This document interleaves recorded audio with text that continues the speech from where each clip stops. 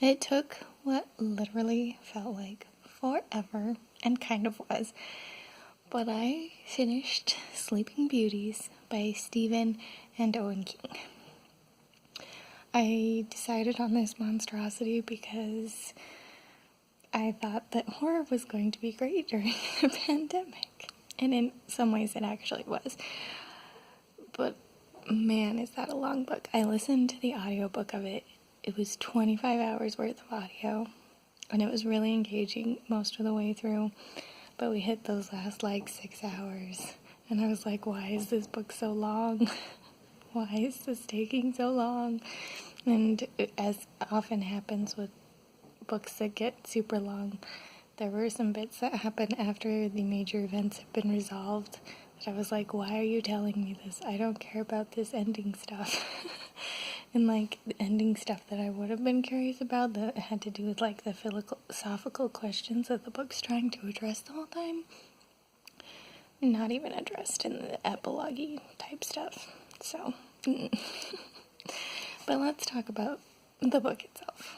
So, one minor annoyance that I had with this is that it has chapters like a regular book, but the chapters are subdivided and have little numbers on those subdivisions, which I've seen in books and I've read in books.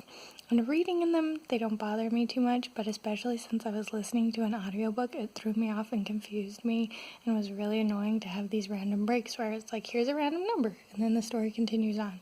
And a lot of it is pretty much just it's a scene break or you're switching characters, and it's you don't need to number those things out. You can just do that. Other authors just do that. And I'm pretty sure in other Stephen King novels they've just done that. And so, I mean, it's whatever. It's a minor annoyance overall, but especially in an audiobook that long, I was not there for it. Story itself, though, very intriguing, very interesting.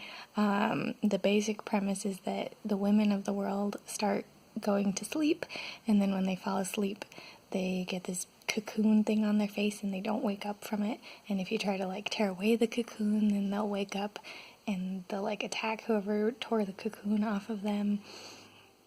So it was a really interesting and engaging idea, especially in the beginning as he's starting to flesh some of that out. Or they, I guess, technically were fleshing it out because there were two authors. And overall, I was very engaged in seeing where the mystery of this whole thing went.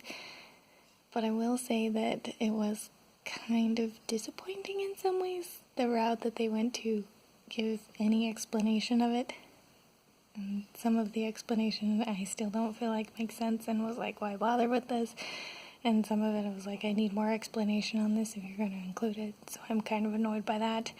And there were some bits where the ladies are falling asleep, and you've got kind of this in-between situation where they're still sort of aware of their bodies, but they're sort of aware of a different world too. And I was I want more of those scenes, more of that in-between state, because that was really interesting. But there was one, maybe two scenes of it, and so that was really disappointing for me. Yeah, I don't know how much I should say about it. In some ways, some of the characters, I will say, I got very confused throughout the story. There were quite a lot of men with very similar family dynamics, and I was getting them very confused through most of the story. And I think, too, it had to do with kind of the philosophical drive that they had for this story, because it was kind of examining male and female relationships and gender roles and things like that. And so the men all kind of had the same personality in a lot of ways, and the females kind of ended up having a lot of the same personality. Other than the ones who were in the prison, they all tended to be fairly distinct characters, I feel like. But yeah, so I liked looking at some of the philosophical stuff, but at the same time, some of the conclusions that they seemed to come to with this book, I felt were much too cynical and were too much blanket statement for how men are versus how women are. And yeah, so I liked a lot of it, and I was confused by some of it and all of that. And there was just so much that I don't even know what to say other than those couple of things, and that Evie Black was a very odd character. I liked her early on, and then as they developed and explained some of what her role was in the story, I was like, this is weird, I don't really like her anymore. Yeah, and okay, so minor spoilery stuff. When the women fall asleep, they go to this other world that's like the town that they lived in, but kind of a different aged version of it. And in that, time is progressing faster than in the real world. And there are several, it says several, but we only really see one woman who is pregnant and ends up having a baby there, and that raised all kinds of questions for me about how that would play into like their bodies that are still sitting there in the normal world all cocooned, and they never really addressed what that was like, and that was frustrating. I mean, the one girl, again, spoilers, did end up dying after giving birth, so I was like, oh, well, I guess that explains her body to some extent, is that they just don't have to explain it because she's dead. The baby survived, but she's dead, so we don't have to go back to looking at her body in the cocoon and see if that was affected at all, and I was annoyed. But yeah. Anyways, as I said, it was a huge book. There was a lot going on in it, and I couldn't keep track of quite all of it, and some of it was frustrating, and some of it I liked. Overall, of the Stephen Kings that I've read, probably one of the more enjoyable ones, but I wish it wasn't quite as long as it was. There were a few times that some of the characters that it diverted to, I was like, is this even helping tell the story? Really? Probably not. You could have cut this out and the story could have been shorter. But yeah, so overall, pretty good. Some interesting philosophy that I don't entirely agree with. Some character and plot decisions that I don't entirely agree with, but what else is new?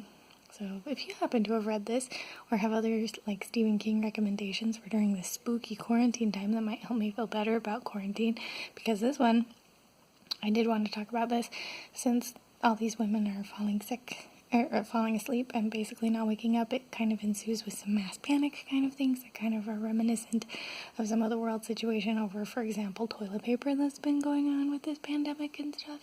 And so it was like, oh, if they can survive this much worse thing in the book, I can survive this pandemic thing that's going on in the world around me. So that was actually comforting in its way.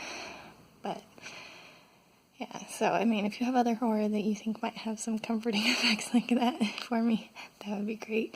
I think it is interesting that you can go into a really even darker place with horror, but come out ultimately more hopeful, because if you can survive it with the characters in the book, you can survive it in the real world too, kind of a thing.